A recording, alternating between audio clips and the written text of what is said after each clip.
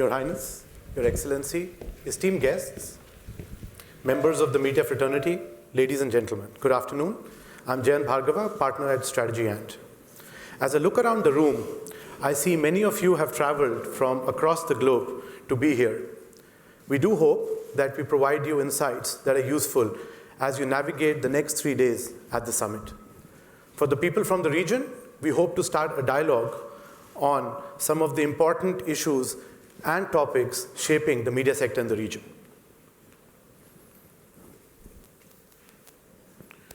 It's an interesting time for media in the Middle East. The stars are aligning, be it the growth of population, the growth of consumer expenditure, or the rapid advancements on the digitization indices. What is more fascinating is the usage behind the digital access. Today, be it on social or online video, the majority of the connected community are encompassed in their participation levels on digital media. The outcome, a $20 billion consumer media market in the next 3 to 4 years. Now, TV or television is going to continue to play an important part of this market. However, the key highlight is clearly digital, and no surprises on that. What might be surprising for people who have come from other parts of the world is the prominence of print media. And you could attribute this back to the success of pan-Arab television on a regional level starting from the 1990s, leaving print media as the dominant platform for marketers who want to get local reach in a particular country or a geography. Middle East also has most of the markets which are among the fastest growing in terms of consumer spending per media. And the key driver for this growth in the future will come from consumer spending. There has been a proliferation of free-to-air television stations providing all the content that you need, not having to pay for it, but we do see that trend changing. If you look at the growth of pay TV that is expected, we have a double-digit growth expected in the next few years.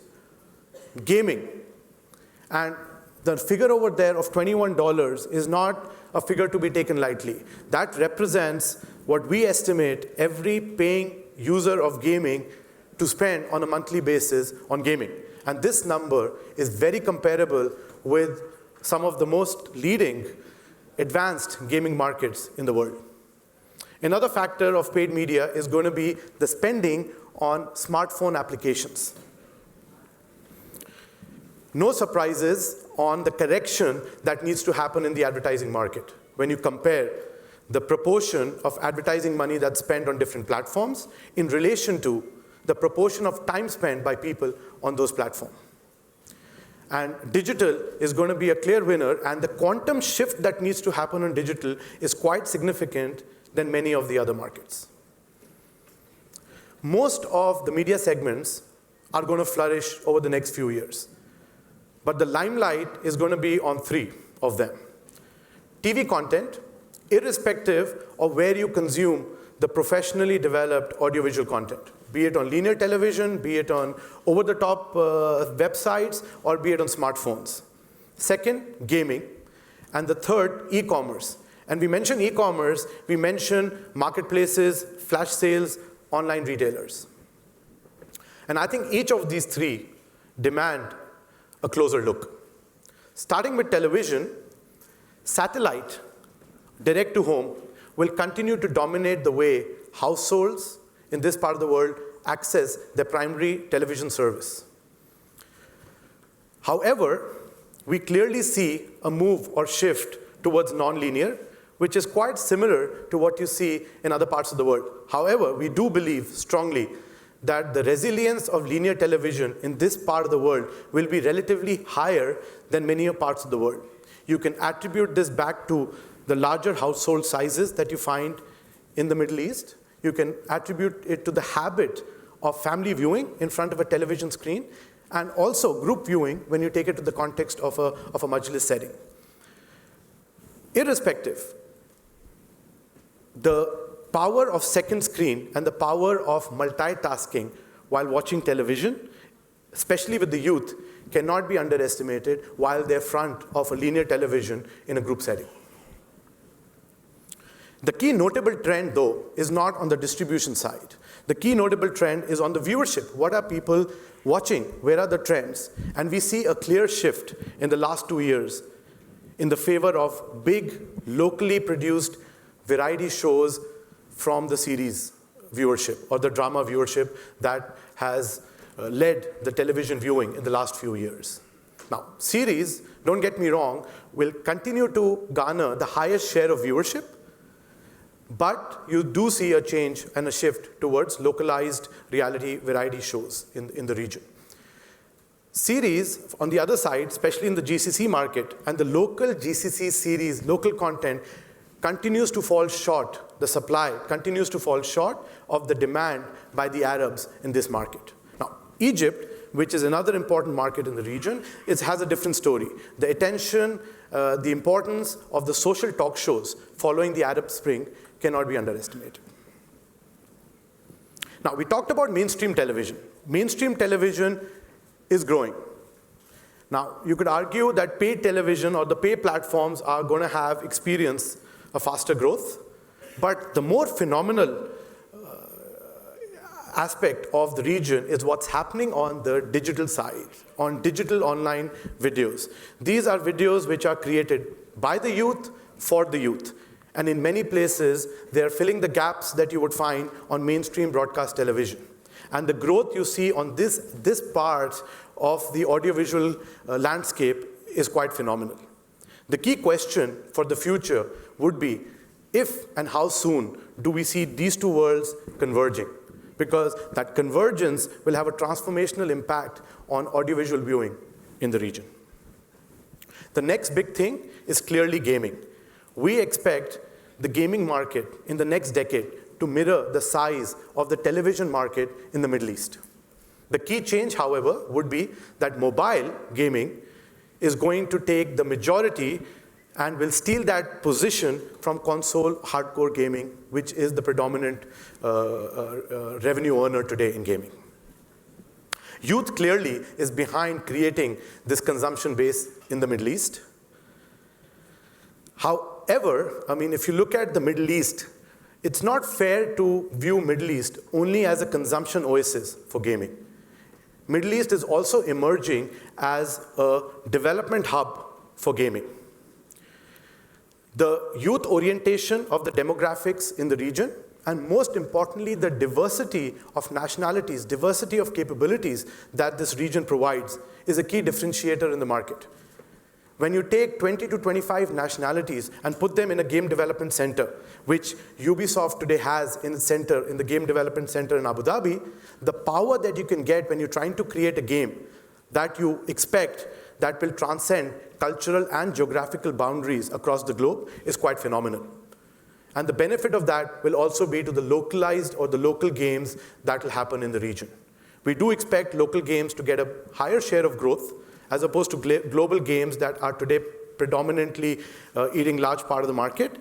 And also, we do expect that more and more global games are going to be localized for the Arab region at the time of launch. And you're already seeing some of the most prominent gaming companies beginning to do that. Finally, e-commerce.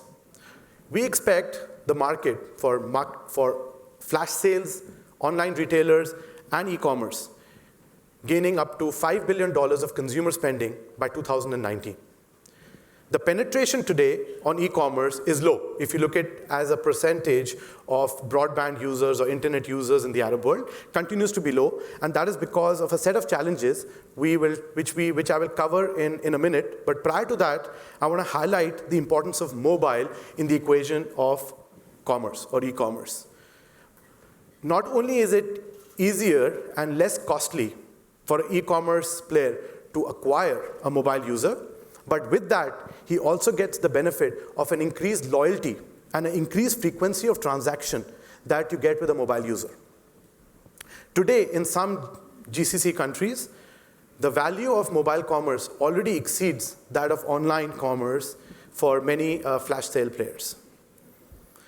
Now, coming back to the challenge, the key challenge the e-commerce market has is trust. If I can summarize all of it in one word, it's trust. It's trust about the veracity of websites. It's trust about the veracity of products that you see online. It's trust in the online payment models. It's trust. 90% of the e-commerce sales today that happen in the region happen on cash on delivery. And 20% of the consumers refuse to accept the goods when the goods reach their doorstep. As you would appreciate, this is a significant challenge for any player operating in the e-commerce space. So if we take a step back and we talked about the growth areas you have in the region. What are the common elements or common characteristics that you see across each of these areas? And you would see a couple of common highlights. And I want to shed the light on 4 of these. And these 4 will be the defining characteristics that will shape the future of Arab media. First, power of youth. Power of youth not only from the perspective of driving a transformation on the consumption side of media or the consumption trends, but also actively stepping forward and engaging in the production. So active prosumers and taking the place of active prosumers in the Middle East is the power of youth. Second is the ubiquity of mobile. Today, there are more mobile broadband users in this part of the world than there are fixed internet or broadband users on the fixed side. The first experience on broadband internet for many in this part of the world happens on mobile. And this has implications on media players who need to prioritize the development of mobile propositions in parallel to their development of their online propositions. As we know, the online business models haven't reached yet the maturity stage. So therefore, we do expect this development cycle to happen in parallel, which can be quite a challenge when it comes to media. Local. Local is not about the increase in quantity of local content. It's the key trend is around premiumization. It's the quality of that content that is being prepared, and there is, and we are seeing in the market, an increased propensity for people to pay for that premium content if packaged and delivered in the right way. And these are the 4 characteristics which we feel are going to define the future of media. So in the end, what will it take? What do we need for this hidden potential that we have in the Middle East media to unleash itself? Today, in the last 2 years, we have seen a transformation. The most important transformation has been the youth coming forward and creating talent and creating the energy, the creative energy in the market. Many of the jobs that exist in digital media today didn't exist a decade ago.